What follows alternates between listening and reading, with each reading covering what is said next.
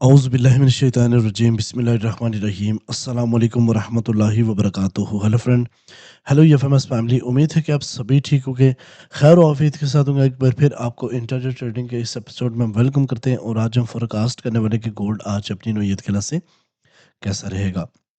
आज हम देखेंगे कौन सा इंपॉर्टेंट टर्निंग पॉइंट है, डीएक्सवाई की मूव को देखेंगे और फाइनली गोल्ड के ऊपर बात करेंगे। तो जुड़े रहे हमारे साथ। मैं हूं इरफाक अहमद साकी और आप देख रहे हैं ईएफएमएस ट्रेड। मिलते हैं इस ब्रेक के बाद। वेलकम फ्रेंड, अगर आप न्यू है और अभी तक आपने हमारा चैनल ईएफएमएस ट्रेड सब्सक्राइब नहीं किया तो सबसे पहले चैनल को सब्सक्राइब कर लें, बेल आइकन पे क्लिक कर लें ताकि रोज़ाना की अपडेट आपको मिले, उसी टाइम वीडियो देखें और ट्रेड को प्लान कर सकें। इसके अलावा गाइस, अगर आप चाहते हैं हमारे प्रीमियम और स्विंग का हिस्सा बनना तो हमारे इस नंबर पर रब्ता कीजिए, हमारी टीम आपको गाइड करेगी। आपको ये नंबर लिखने की भी ज़रूरत नहीं, जस्ट डिस्क्रिप्शन में जाएँ, मोर पे क्लिक करें और ये हमारा व्हाट्सएप नंबर आ जाएगा। जस्ट इस पे क्लिक करेंगे तो आप डायरेक्टली चैट के ऊपर आ जाएँगे, तो फ़ौरन राब्ता कीजिए, हमारी टीम आपको फ्री में लाइफ़ टाइम कम्युनिटी का हिस्सा बनाएगी। चलें, सबसे पहले आज हम बात करते हैं कि आज का जो टर्निंग पॉइंट है, बल्कि उससे पहले हम देखते हैं आज कोई इवेंट है।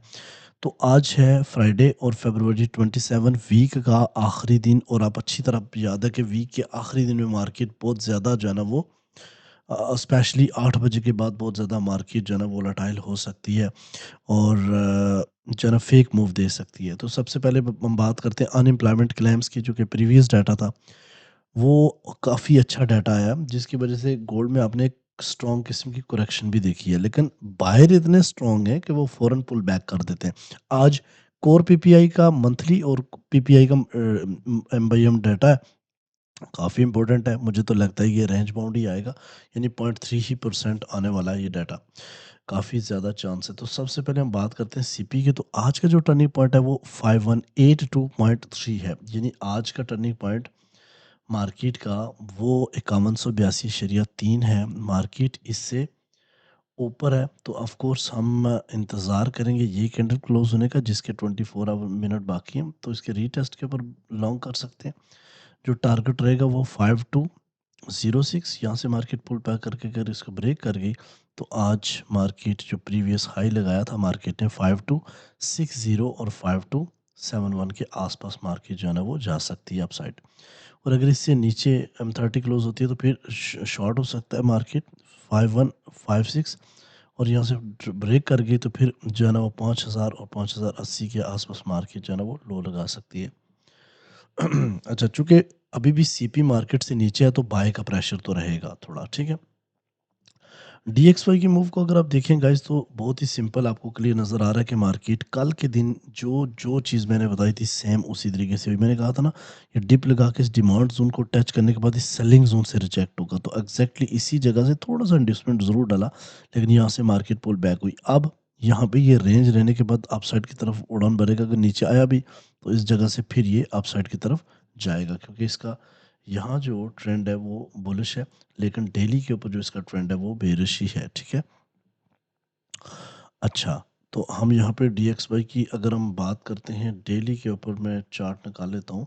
तो यहाँ पे सिचुएशन सेम है, क्योंकि मैंने काफ़ी टाइम से ये वीकली वीडियो में ही बनाया था, उसके बाद चेंज तो नहीं कर सका, क्योंकि ये सेम उसी पैटर्न से अभी भी चल रहा है। देखें, ये 97.3 ये मैंने की लेवल बताया था कि इससे ऊपर-ऊपर ये बुलिश मूव करता रहेगा। तो उसी को टच करने के बाद मार्केट अपसाइड की तरफ जा रही है। अभी जब तक इसको 97/9 को ब्रेक नहीं करेगी, डेली के ऊपर इसका ट्रेंड अभी बुलिश नहीं होने वाला। आप गोल्ड के ऊपर बात करेंगे तो ज़रा तवज्जो देना आपने, ताकि आपको अच्छी अपॉर्चुनिटी मिले। सबसे पहले हम बात करेंगे डेली के ऊपर कि डेली में हमें क्या चीज़ नज़र आ रही है गोल्ड के ऊपर। तो यहाँ पे गाइस ये आपके सामने डेली का चार्ट है। अगर आप गौर से देखें तो ये एक ट्रेंड लाइन है। कल मार्केट ने स्पाइक लगाई नीचे ड्यू टू अनएम्प्लॉयमेंट क्लेम के डाटा पॉजिटिव आने की वजह से, बट मार्केट पुल बैक हुई है स्ट्रांगली तरीके से, ठीक है?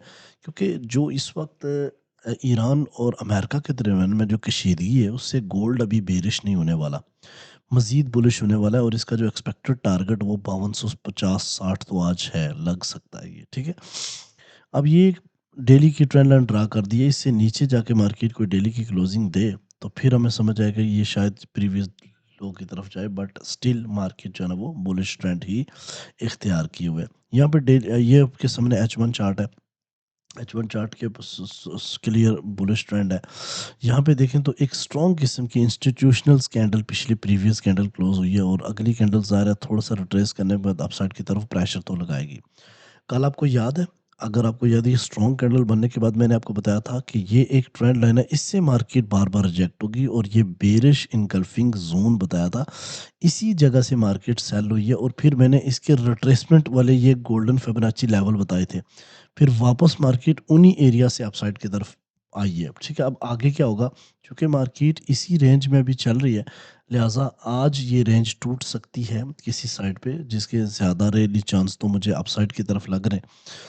अच्छा, एक चीज़ क्लियर, इस वक्त 71% बाय का प्रेशर है। इसका मतलब है कि बाय चना डिप से बाय अभी हो रहा है। ठीक है, सेल अब तभी कीजिए जब सेल सेल का वॉल्यूम आए। ठीक है, अभी सेल का वॉल्यूम नहीं है, लेकिन आपको कौन सी जगह पे आपने बाय नहीं करना, कौन सी जगह पे आपने सेल नहीं करना, वो मैं बताऊं।